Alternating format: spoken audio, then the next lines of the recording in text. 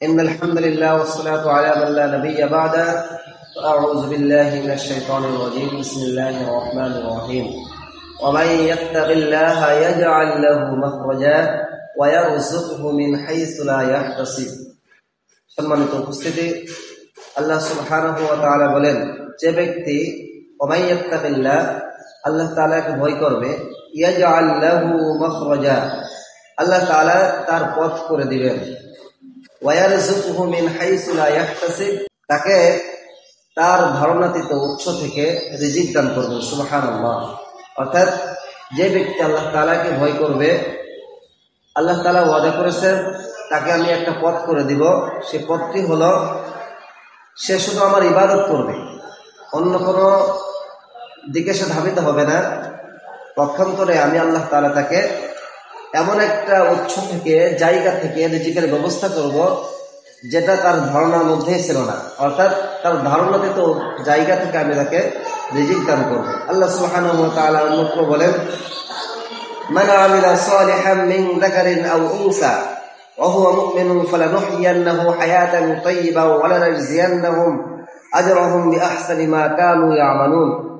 মুমিন হয়ে মুমিনদের মধ্যে নারী হোক অথবা পুরুষ হোক, নারী অথবা পুরুষ, তারা যদি নেক আমল করে তাকে আমি নিশ্চয় পবিত্র জীবন দান করবো সুবহানাল্লাহ। অর্থাৎ একজন নারী একজন পুরুষ মুমিন হয়ে যদি কেউ আল্লাহ তাআলার নেক আমল করে তাহলে আল্লাহ তাআলা বলছেন আমি তাকে সুন্দর পবিত্র একটা জীবন দান করব এবং তাদেরকে তাদের আমলের শ্রেষ্ঠ প্রতিদান দান করবো সুবহানাল্লাহ।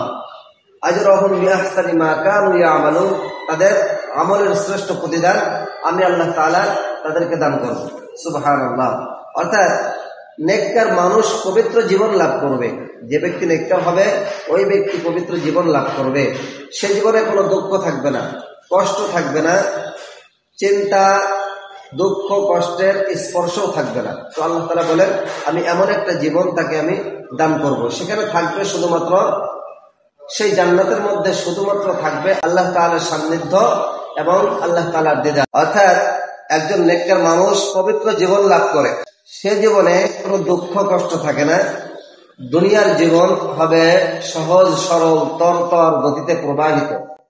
যেমনি ভাবে নদী স্নিগ্ধ স্রোতের ধারা প্রবাহিত করে আস্তে আস্তে করে সমুদ্রের দিকে চলে যায়, ঠিক তেমনি ভাবে একজন নেককার বান্দা আস্তে আস্তে করে আল্লাহ তাআলার জান্নাতের দিকে চলে যায়। সেই জান্নাতে নেই কোনো ভয়, নেই কোনো দুঃখ, কষ্টের স্পর্শও নাই, সেখানে আছে শুধুমাত্র আল্লাহ তাআলার সান্নিধ্য এবং আল্লাহ তাআলার দিদার।